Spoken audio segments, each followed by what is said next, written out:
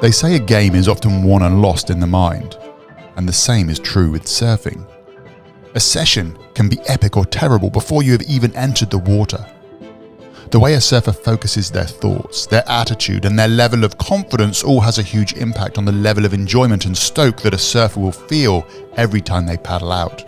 Those hesitations when a wave jacks up, the fear when a big set comes rolling towards them, or the panic when a surfer is tossed around under the water, these feelings are all generated in the mind.